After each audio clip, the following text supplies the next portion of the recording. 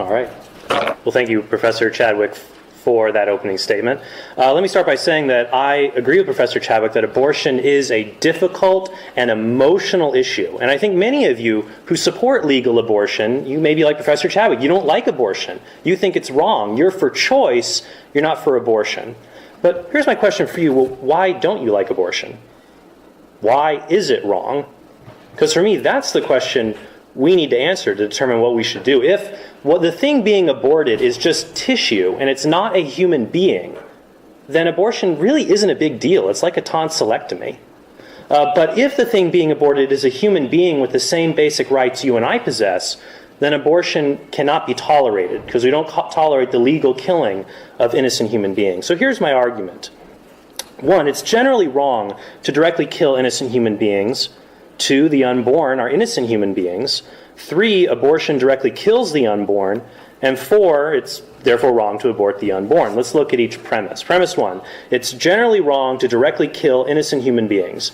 I'm going to say that's obvious. If you disagree, just let me know, because I've always wanted a prison pen pal.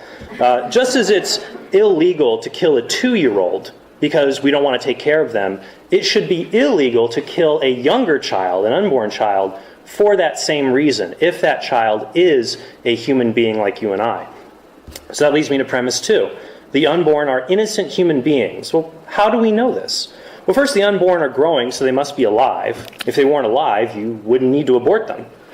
Second, the unborn are human because they have human DNA and human parents. And finally, unlike sperm or egg or cancer cells, the unborn are complete organisms capable of growing and developing into an adult unless they are killed by someone or something before that time.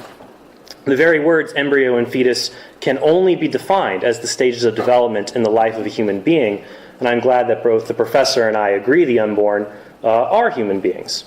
Now, some people will say, well, they're not fully human, they're not a person. But my question to you would be, well, what is a person? You have to know what a person is before you can say the unborn are not people. For example, some will say, well, the unborn are not persons because they can't feel pain. Well, the problem is there are many born disabled humans who can't feel pain, but they're still persons. Even more importantly, any animal that could feel pain under this criteria would be a person. So if you ate a slice of pepperoni pizza, you would be an accomplice to murder, because the cows and pigs that make the pepperoni can indeed feel pain. The other common definition of a person is viability, or being able to survive outside of the uterus. But once again, that's a bad criteria for personhood. Lots of animals, like squirrels and snakes, can survive outside of the uterus, but they're not persons. Plus, how does the fact that the unborn are very helpless prove they aren't persons? Human beings aren't viable on Mars, but that wouldn't give Martians the right to abduct us and put us on Mars where we will asphyxiate to death. Likewise, the fact that the unborn can't survive outside of the uterus doesn't give us the right to remove them from the place where they can survive and kill them. To summarize, our human rights don't come from what we can do. They come from what we are. And the best way to ground our equal human rights is to pick what's equal about all of us, which is our human nature. This is the most equal and inclusive definition of human value. And I think we should affirm the life of all born people, men and women, and their right to life, as well as the right to life of all unborn males and females. What about premise 3 of my argument? Abortion directly kills the unborn. Now, some people say abortion isn't really killing because the fetus has no right to use a woman's body without her consent. Abortion just removes the fetus, who then dies because he or she can't survive outside of the uterus, and they're removing them from a place they have no right to be. But that's like saying putting your 1-year-old outside in a blizzard doesn't kill him. It just removes him from a place he has no right to be. He doesn't pay rent. And it puts him in a place he can't survive, which is absurd. As the pro-choice philosopher Mary Ann Warren writes, the appeal to the right to control one's body, which is generally construed as a property right, is at best a rather feeble argument for the permissibility of abortion. Mere ownership does not give me the right to kill innocent people whom I find on my property. Even the Supreme Court in Roe v. Wade said there's no absolute right to do whatever you want with your body, and Professor Chadwick seems to agree with that. They said the court has refused to recognize an unlimited right of this kind in the past. The bottom line is that if you engage in an activity that is ordered towards creating helpless children, then you have an obligation to provide for those children that you create. And I think we both agree on part of this. We agree that if you are a man, then you have an obligation to provide child support. And not just money, but social support. Even if you don't want to. Because you have a responsibility towards the children you created. And the woman who you've now impregnated, who is going to have burdens in her pregnancy. So if we agree that men have these responsibilities in virtue of what they've freely chosen to do, then to be equal between men and women, we have to say that women also have responsibilities. That they have a responsibility to care for the child, that in almost every case, they're responsible for creating. Women certainly have a right to control their bodies, but nobody has the right to use their body to hurt another innocent body outside or inside of them. Now, I agree that parents don't have an obligation to donate organs like their kidneys to their children, but that's because those organs are for sustaining their own bodies, and any other use is extraordinary, therefore voluntary. But what is the uterus for, if not sustaining the life of an unborn child? Don't the children we create, born or unborn, have a right to basic necessities they need to live, like food, water, or shelter? Pregnancy provides this, and unborn children have a right to this kind of care when we create them. Finally, abortion is not a passive removal of life support. It's the active killing of a healthy child via dismemberment.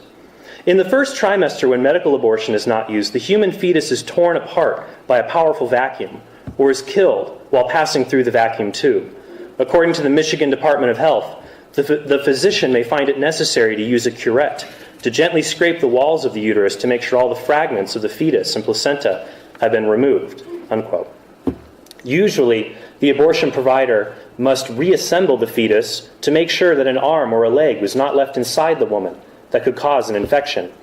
In the second trimester, the fetus is removed piece by piece in a procedure called dilation and evacuation. According to abortion provider Warren Hearn's textbook, Abortion Practice, a long curved Mayo scissors may be necessary to decapitate and dismember the fetus. So in conclusion, the reason that I'm pro-life is because I believe that every human being, no matter their race, their age, their sex, their religion, their sexual orientation, or their functional abilities, has equal basic rights. Principal among these would be the right to live. And we need laws in our society to protect our rights. I think it was Martin Luther King Jr., people said to him, well, don't you think you should change racists' hearts before you change the law? And he said, well, the law may not make a racist love me, but it can stop him from lynching me. And that's pretty important too. And so I believe that all human beings should be protected under the law. And in order to accomplish that goal, we have to figure out who is a human being. And I think that I've shown that the unborn are human beings that don't differ from us in any relevant way. Just as it is wrong to say that women should not have rights because they are biologically different than or socially dependent on men, which was argued in the 19th century, it is equally wrong to say unborn human beings should not have basic rights because they are biologically different than or physically dependent upon born people. So in order to make her case tonight, Professor Chadwick has to show the unborn are not human beings worthy of these basic rights, the basic right to be protected from dismemberment because you're unwanted. And I think that my view is a superior view, that it's a nonviolent and non-lethal view saying that all human beings have the right to live and we should respect that and find other nonviolent solutions to difficult life problems. And in my rebuttal, I'll explain how I believe Professor Chadwick has not shown the unborn do not deserve to be protected under the law. Thank you.